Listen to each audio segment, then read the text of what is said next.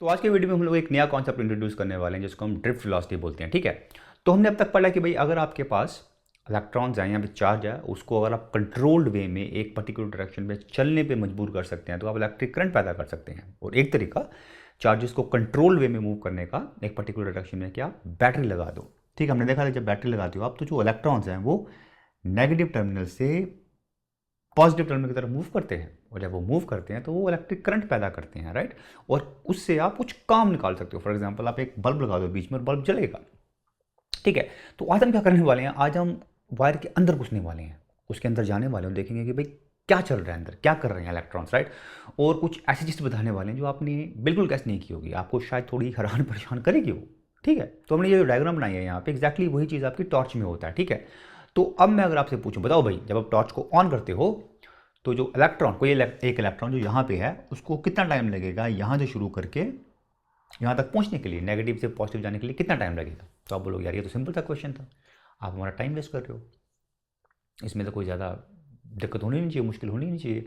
Torch को आप on करते हो तो फटाक से बल्ब जग जाता है, तो फटाक से इलेक्ट्रॉन भी पहुँच जाएगा।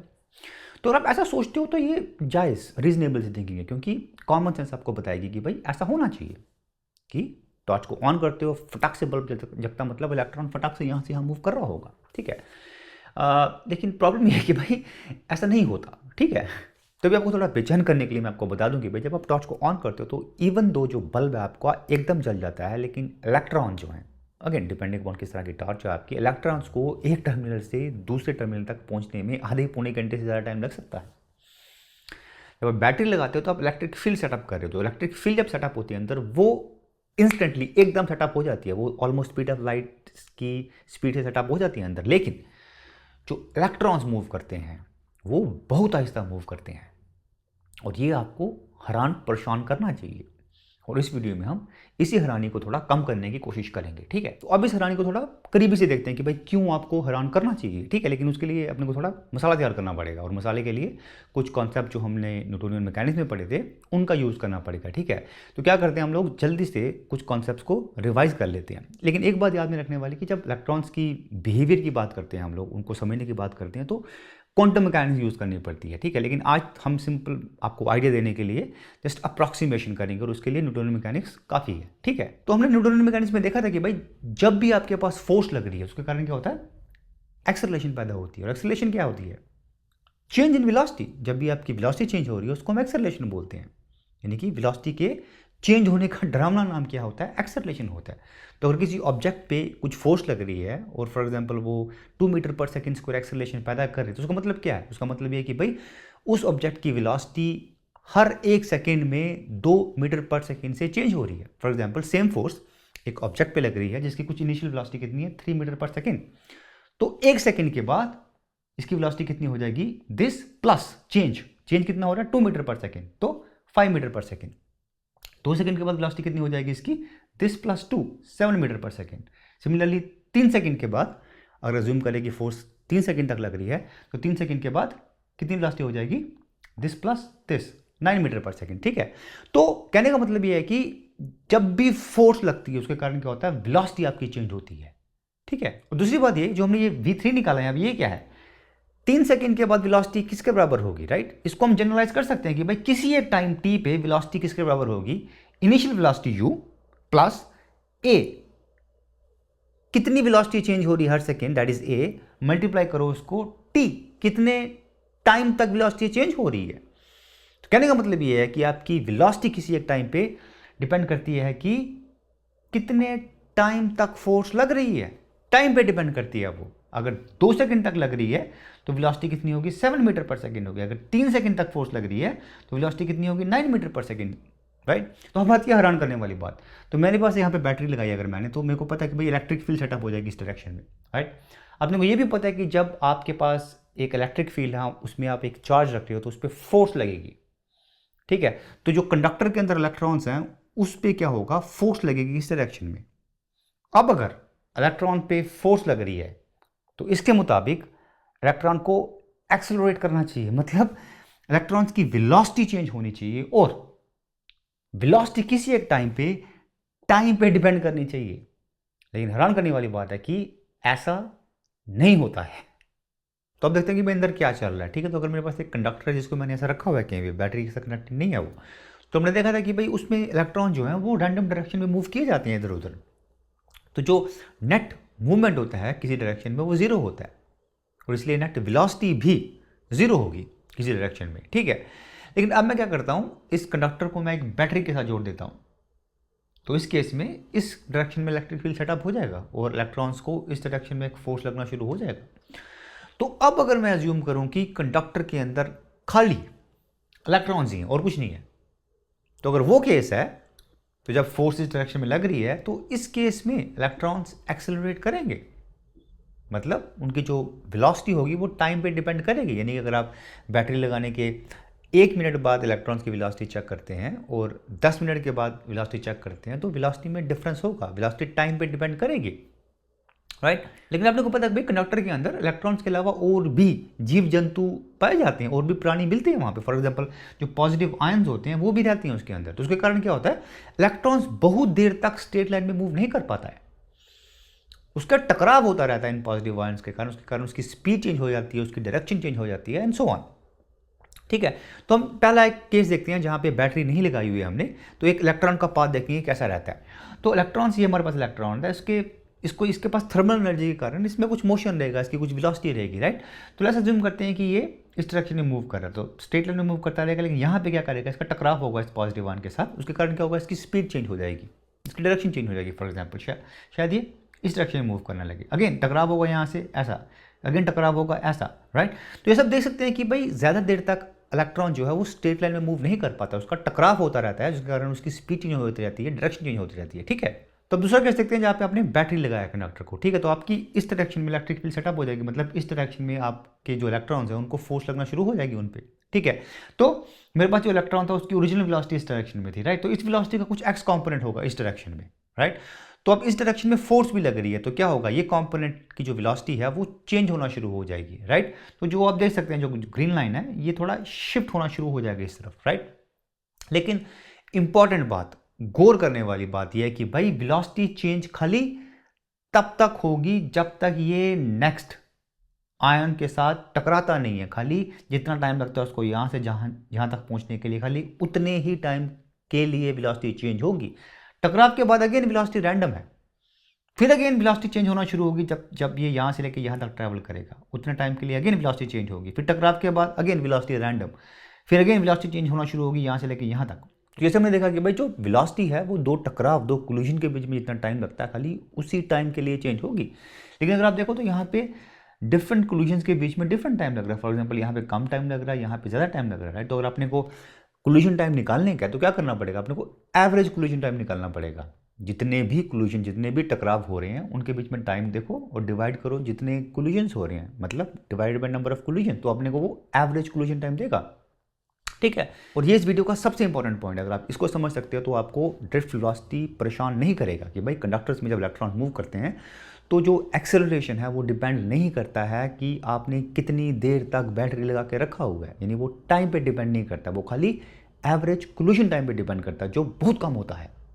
अगर मेरे पास एक ऑब्जेक्ट है फॉर एग्जांपल, उसको मैं उस पर एक फोर्स लगा रहा हूँ जो उसमें 1 मीटर पर सेकेंड स्क्वायर की एक्सेलरेशन पैदा कर सकती है।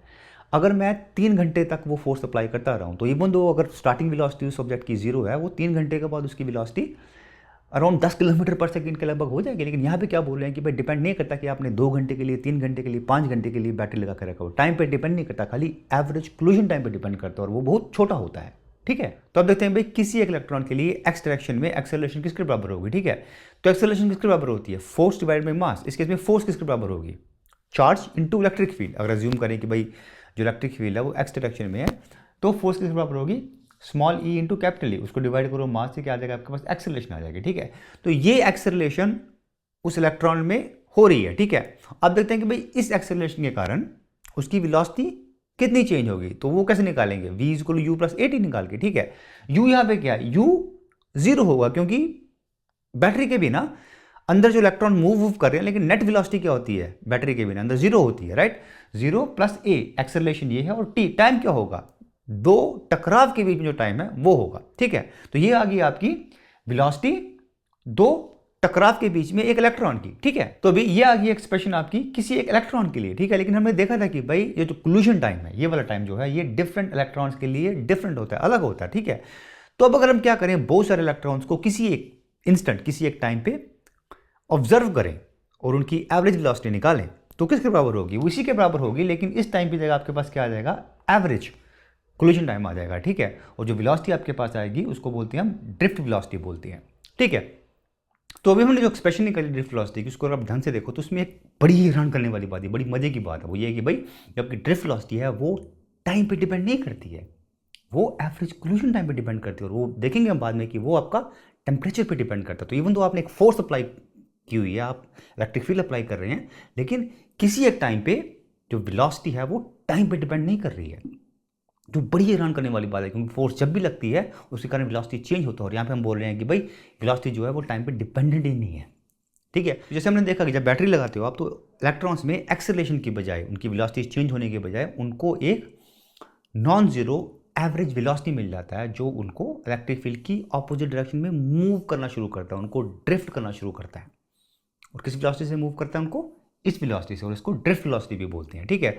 और अब हम इस एक्सप्रेशन की थोड़ी और कुछ मजेदार बातों के बारे में पढ़ेंगे, ठीक है। तो ड्रिफ्ट वेलोसिटी को देखने का एक और तरीका भी है। अगर मेरे पास फॉर एग्जाम्पल सिक्का है ऐसा, ठीक है, सिक्के को मैंने ऐसा ड्रॉप किया नीचे, तो इसमें एक्सेलरेशन होगी, इसकी वेलोसिटी जो है हर सेकेंड 9.8 मीटर पर सेकेंड से चेंज होगी। लेकिन सेम सिक्के को अगर मैं अभी एक पानी के बीकर में, पानी से भरे हुए बीकर में ड्रॉप करता हूं, तो उसमें एक्सेलरेशन नहीं होगी, वो एक कांस्टेंट वेलोसिटी से मूव करेगा। और जबकि ड्रिफ्ट वेलोसिटी है वो भी ऐसे कुछ काम करती है, ठीक है। तो कुछ बातें ध्यान में रखने वाली। पहली बात, ये जो एवरेज कोलिजन टाइम हमारा, इसको हम लोग रिलैक्सेशन टाइम भी बोलते हैं, फिर mean time between the collision बोलते हैं। मोस्टली इसको मैंने mean time between the collision लिखा गया देखा है, लेकिन एनसीईआरटी की किताब में आज पहली बार मैंने इसको रिलैक्सेशन टाइम भी देखा है। तो जस्ट इनकेस आपको क्विज में पूछा जाए, इसको रिलैक्सेशन टाइम भी बोलते हैं, ठीक है। इंपॉर्टेंट बात इसके लिए याद में रखने वाली है कि भाई जो एवरेज कोलिजन टाइम है, ये मेटल के टेम्परेचर पे डिपेंड करता है, इलेक्ट्रिक फील्ड पे डिपेंड नहीं करता। क्योंकि नॉर्मल टेम्परेचर के कारण ही जो इलेक्ट्रॉन्स अंदर होते हैं वो बड़ी तेज़ी से मूव कर रहे होते हैं। ऑब्वियसली नेट उनका मूवमेंट जीरो होता है, लेकिन बड़ी तेज़ी से मूव कर रहे होते हैं। तो जो एवरेज कोलिजन टाइम है बीच में, वो टेम्परेचर पे डिपेंड करता है, इलेक्ट्रिक फील्ड पे डिपेंड नहीं करता, ठीक है। और दूसरी बात है कि भाई ये जो एवरेज कोलिजन टाइम है, ये बहुत कम होता है, बहुत छोटा होता है ये। जस्ट आपको आइडिया देने के लिए, रूम टेम्परेचर पे कॉपर की जो अप्रॉक्सीमेट वैल्यू होती है एवरेज कोलिजन टाइम की, वो कितनी होती है? 2.5 इंटू 10⁻⁻14 सेकेंड्स। एक सेकेंड को आप डिवाइड करो 14 जीरो से, उसके लगभग होता है एवरेज कोलिजन टाइम। जैसे आप देख सकते हैं कि बहुत कम वैल्यू होती है, इसलिए चाहे आपने बैटरी 15-20 घंटे के लिए लगा के रखा हुआ है, जो एवरेज वेलोसिटी मिलता है इलेक्ट्रॉन्स को बैटरी लगाने के बाद, वो बहुत कम होता है, ठीक है। तो फॉर एग्जांपल हमारे पास एक इलेक्ट्रॉन है यहाँ पे एक्स पोजीशन पे, तो बैटरी अभी नहीं लगाई है, तो ऐसा कुछ टकराते कुछ देर के बाद यहाँ पे वाई पे पहुँच जाएगा, ठीक है। तो अब अगर मैं बैटरी लगाऊँ, यानी इलेक्ट्रिक फील्ड इस डायरेक्शन में सेटअप करूँ, तो क्या होगा? दो कोलिजन के बीच में जो इलेक्ट्रॉन है ये एक्सेलरेट करना शुरू कर जाएगा। तो एक्सेलरेशन होगी दो कोलिजन के बीच में, फिर टकराव होगा, फिर एक्सेलरेशन होगी, फिर टकराव होगा, राइट। तो इसके कारण क्या होगा? इसका जो मोशन है थोड़ा चेंज हो जाएगा, इसको इलेक्ट्रॉन्स को एक एवरेज स्पीड मिलेगी, जिसको हम ड्रिफ्ट वेलोसिटी बोलते हैं, या फिर बोलते हैं कि भाई जो इलेक्ट्रॉन जो हैं वो इलेक्ट्रिक फील्ड की ऑपोजिट डायरेक्शन में ड्रिफ्ट करने लगते हैं थोड़ा सा, और कुछ देर के बाद ये वाला इलेक्ट्रॉन यहाँ की बजाय यहाँ पहुँच जाएगा, ठीक है। तो एक बात ध्यान में रखने के लिए वो ये कि भाई ये पिक्चर जो है ये थोड़ी मिसलीडिंग हो सकती है, थोड़ा आपको धोखा दे सकती है, क्योंकि इस पिक्चर को देख के आपको लगेगा यार ठीक है, इलेक्ट्रिक फील्ड के बिना इलेक्ट्रॉन यहाँ पहुँच रहा था, इलेक्ट्रिक फील्ड लगाने के बाद इलेक्ट्रॉन यहाँ पहुँच गया, तो कुछ तो ड्रिफ्ट वेलोसिटी आपको नजर आ रही है। तो ये पिक्चर हमने ड्रॉ किया ताकि आप फर्क देख सकें। एक्चुअल में ड्रिफ्ट वेलोसिटी बहुत कम होती है, और अगर हम वो ड्रॉ करेंगे तो फर्क नहीं देख पाओगे, ठीक है। इस पिक्चर को ड्रॉ करने के लिए हमने अज्यूम किया कि भाई जो ड्रिफ्ट वेलोसिटी है वो जो नॉर्मल टेम्परेचर के कारण इलेक्ट्रॉन की वेलोसिटी होती है उसके 2-2.5% है, लेकिन एक्चुअल में ड्रिफ्ट वेलोसिटी बहुत कम होती है। जिससे आपको आइडिया देने के लिए, जो ड्रिफ्ट वेलोसिटी होती है वो अप्रॉक्सीमेटली 10⁻⁻10 टाइम्स होती है जो नॉर्मल टेम्परेचर के कारण वेलोसिटी होती है, ठीक है। तो ड्रिफ्ट वेलोसिटी बहुत कम होती है। और तीसरी बात, जैसे हमने अभी बोला कि भाई जो ड्रिफ्ट वेलोसिटी होती है इसकी वैल्यू बहुत कम होती है, बहुत छोटी होती है, जैसे आपको आइडिया देने के लिए कि भाई कितनी कम इसकी वैल्यू होती है। अगेन डिपेंड करता है कि किस टाइप का आपका कंडक्टर है, उसका डायमीटर कितना है, सो ऑन। लेकिन नॉर्मली जस्ट आपको आइडिया देने के लिए, आपके घरों में जो कॉपर वायर होती है उसमें जो ड्रिफ्ट वेलोसिटी होती है अप्रॉक्सीमेटली 0.3 से 0.5 मिलीमीटर पर सेकेंड। तो ये भाई साहब एक सेकेंड में खाली 0.3 से 0.5 मिलीमीटर ही चलते हैं। तो जैसे आप देख सकते हैं कि ये बहुत कम वैल्यू है। इनफैक्ट अगर आप इसको कछुए की चाल से कंपेयर करें तो कछुआ भी इससे तेज चलता है, राइट। और ड्रिफ्ट वेलोसिटी इतनी छोटी होती है, यही रीज़न है कि भाई स्टार्टिंग में जब मैंने आपको क्वेश्चन पूछा था कि भाई कितना टाइम लग सकता है उसको एक एंड से दूसरे एंड तक पहुंचने के लिए, उसको काफ़ी टाइम लग सकता है, ठीक है। तो मेरे को पूछोगे यार अगर ड्रिफ्ट वेलोसिटी इतनी कम है तो जब मैं ऑन करता हूँ तो फटाक से बल्ब कैसे जग जाता है। इलेक्ट्रॉन को पास करना पड़ेगा फिलामेंट में से बल्ब को जगाने के लिए। तो उसके लिए हम एग्जांपल देखेंगे हम लोग, ठीक है। तो मेरे पास एक बीकर है जिसमें पानी भरा हुआ और यहाँ से मैं इसको थोड़ा पुश कर सकता हूँ। तो मैं क्या करता हूँ, यहाँ से थोड़ा सा पुश करता हूँ इसको। जैसे मैं पुश करूँगा यहाँ पे पानी गिरना शुरू हो जाएगा यहाँ पे। इवन दो यहाँ पे जो कोई पानी का ड्रॉप है वो एंड तक नहीं पहुँचा, लेकिन पानी गिरना शुरू हो गया। तो एग्जैक्टली वैसा ही कंडक्टर्स में भी होता है, यानी कंडक्टर्स में इलेक्ट्रॉन्स इतने ज़्यादा भरे पड़े हैं, थोड़े से मूवमेंट के कारण ही सर्किट कंप्लीट हो जाता है, ठीक है। तो भी जाने से पहले का आखिरी पॉइंट, ठीक है। तो हमने अब तक देखा कि भाई जो ड्रिफ्ट लॉस की एक्सप्रेशन है वो ये है, ठीक है। यहाँ पे ये क्या है, एवरेज कोल्यूशन टाइम है, ठीक है। एवरेज कोल्यूशन टाइम को आप एक और तरीके से लिख सकते हैं, किसके बराबर होगा वो, mean free path. Mean free path मतलब दो कोल्यूशन के बीच में ऑन एन एवरेज इलेक्ट्रॉन्स कितना डिस्टेंस ट्रैवल कर रहे हैं उसको अगर आप डिवाइड करो एवरेज वेलोसिटी, गौर करने वाली बात ये एवरेज वेलोसिटी टेम्परेचर के कारण जो एवरेज वेलोसिटी है, राइट। तो आपके पास ये एक्सप्रेशन आ जाएगी lambda by average velocity, right. ये यहाँ पे सब्स्टिट्यूट करो तो आपके पास एक और एक्सप्रेशन आ जाती है ड्रिफ्ट वेलोसिटी की, वो आप यूज़ कर सकते हैं डिपेंडिंग ऑन आपके पास क्या इन्फॉर्मेशन दी गई है, ठीक है। तो आज के लिए इतना ही, आपसे फिर मुलाकात होगी। थैंक यू सो मच, शुक्रिया।